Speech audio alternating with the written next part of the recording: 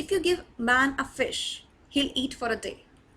But if you teach them how to fish, he'll eat for his lifetime. This saying is very much apt in the classroom setting. When students come for answers for their teachers and we provide them answers, we actually make them dependent on us for information. But when we provide opportunity to students to seek their own information, we make them dependent on themselves. Which of these methods do you think is more suitable for 21st century lifelong learners? In this course of 1 month, you are going to learn different sets of ICT tools which you can use to upgrade your teaching pedagogy. But the question really is, why do you need to upgrade your teaching pedagogy? What is the need to shift from this traditional lecture mode to a more engaged form of teaching? Let's unravel.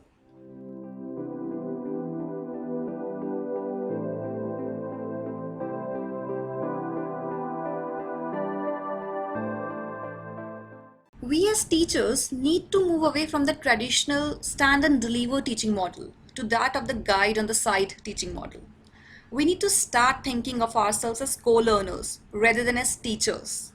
One study claims that effective teachers of digital age learners will be challenged to move away from models of teaching and learning as isolated endeavors. As they model work and learning that reflects inventive thinking and creativity, teachers must become comfortable as co-learners with their students as well as with their colleagues around the world. You will find this reference for the study with other reading materials at the end of the session. The question, however, is that what is co-learning? In its ideal form, co-learning acts towards student empowerment. It dismantles asymmetrical power relationships in the classroom. It builds a more genuine community of practice. And co-learning moves students and teachers towards dynamic and participatory engagement in creating a peaceful and a sustainable world. For example, let's be the first to admit in the class that we don't know the answer to everything. I think it's extremely important on our part as teachers to check our pride at the door when we walk into the classroom. Our goal should not be to show our students how much we know. Rather, our goal is for my students or for our students to tell us how much they know and what are the sources from which they know. The aim should be to shift the gaze from the teacher to the student. Having said that, I recall this incident from the time while I was doing my master's in political science in University of Delhi. We had this esteemed professor who taught us Indian political thought. And we used to have a huge class of around 300 students. So one day in this class, a student stands and he asked him a question. The professor kept quiet for a few seconds and then he very humbly said that he don't know the answer and he will look up and answer in the next class, and the student must also search for the answer. This is the point where I realized that a teacher is only a human with his or with their set of limitations, and our professor accepting it in front of the whole class made him more approachable and more wiser to us. So basically, as a co-learner, we should strive to give our students the confidence and learning tools that they will need to independently answer their own questions and solve their own problems. Rather than answering all their questions, we need to teach them the art of asking the right questions and let them search and explore amongst themselves.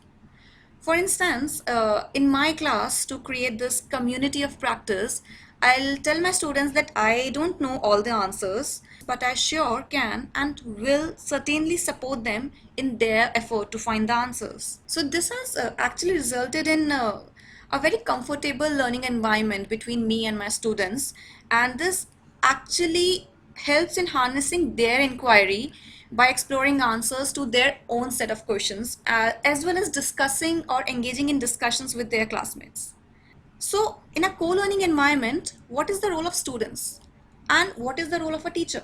The concept of co-learning changes the role sets of teachers and students from dispensers and receptacles of knowledge to joint sojourners on the quest for knowledge, understanding, and, if I can say, wisdom.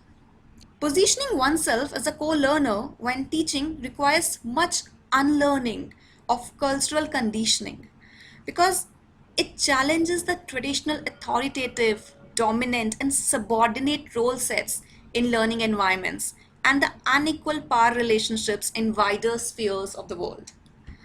The student then assumes the role of an empowered inquirer, where they can ask anything they want to and discuss anything very freely. To enable this culture, I have, in my limited teaching experience, experimented this with this one very simple thing. So, what I do is at the beginning of any semester, I set two rules for my class. One of them is to clearly tell them that there are no right or wrong answers. And there are only answers on which we all can work together and improve together. I've personally seen the shifting dynamics in the classroom once students believe my word. Those who feared engaging in the classroom earlier try to make an effort gradually.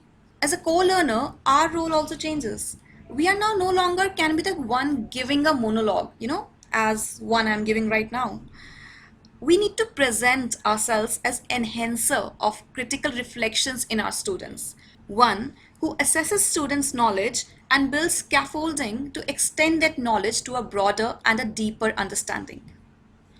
Assuming this kind of role removes us from the pedestal of a sage who preaches or knows it all. We are not Google, and honestly, we should not aspire to be. We should not even try to remove the use of technology by students in class or otherwise. Rather, we should let them use it and gather as much as information as they can. Our role is to take that information, take that knowledge, and transform that knowledge into a pedagogical exercise. And this will only be possible if we believe in being dissatisfied Socrates rather than satisfied pigs. Think about the following statement: tell me and I will forget. Show me and I will remember. Involve me and I will learn. We as teachers who stand and deliver, we are just telling and showing students rather than involving them. But when we assume the role of a co-learner, so co-learning with students involves them in the learning process and they are more likely to learn the information rather than just remembering it or even worse, forgetting it. Another important thing as being a co-learner is to find the correct balance to integrate technology and not just to add it. Now, the tools which you all are going to learn in this 1 month cannot just be mere extensions in your teaching. They need to be blended in.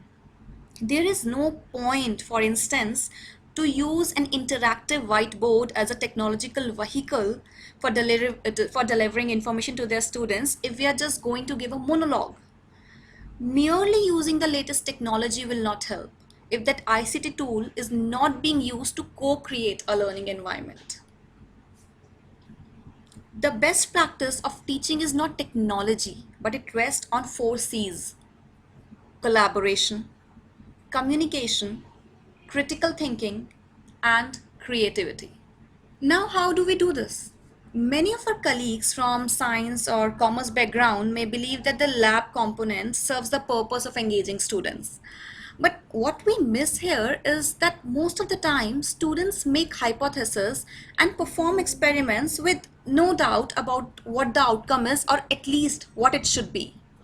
While these labs certainly allow students to emulate some parts of a scientific process, it actually does not challenge them to abstract a problem, to design a less than obvious data collection process, or to evaluate the legitimacy of an outcome. In order to challenge the creativity of students and increase their design abilities, we as teachers need to assign or maybe otherwise encourage students to tackle problems that are not directly addressed by a textbook.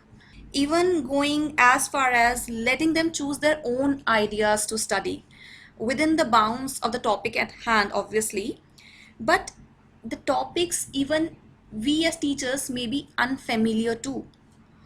This, however, requires trust in students to choose appropriately challenging topics, which is a skill to facilitate, and trust in our own abilities to learn along with them and even let them be the experts on a particular topic. This may seem daunting and like losing control of the classroom, but in fact, it's actually freeing. Instead of having to maintain a fragile control, it is usually the case that students learn to trust and respect teachers more as we give them the freedom to be the drivers of their own learning. Similarly, with the background I come from, humanities, or to be more specific, social sciences, we can let students design their own practical questions. We as a discipline are based more on theoretical conceptions. We as teachers can actually let students in designing project which are based on real life problems where we can apply the perhaps where we can apply the concepts of freedom, liberty, and likewise. So, as a way of summing up, we can broadly categorize these five major performance indicators, which can be used as an open formula or as a guide for teachers. So, as co learners, we should strive to facilitate and inspire student learning and creativity. We should use subject matter and technology to facilitate experiences that advance student learning, their creativity, innovation, inventiveness, reflection, conceptual understanding, thinking, planning, and creative process. We need to design and develop digital age learning experiences and assessments. We need to develop and evaluate technology enriched learning and teaching assessments by incorporating the ICT tools to maximize learning and develop knowledge, skills, and attitudes. As teachers, we should address students' diverse learning styles and provide them multiple and varied resource and assessments. Similarly, we need to promote and model digital citizenship and responsibility. As a community, we understand the responsibilities and risks involved in digital culture. And we need to make our students accountable for the same and expose them to the legal and ethical behavior involved in such kind of practices. And lastly, we need to engage in professional growth and leadership. Teachers continuously improve their professional practice, model lifelong learning, and promote and demonstrate effective use of digital resources and tools. This online induction training program is one such endeavor where we all are trying to delve into the areas which are new to us. So all these criteria emphasize not only on the changing nature of pedagogy and the need for us to catch up with this, but it also hints at the role of teacher as a lifelong learner, or to say the co-learner in classroom, and thereby reviving the very art of enjoying our own classes. But all of this is only possible if we have a classroom where everyone is included and everyone is heard and respected. So in the next module, we'll try and discuss the responsibility of a teacher in building an inclusive classroom.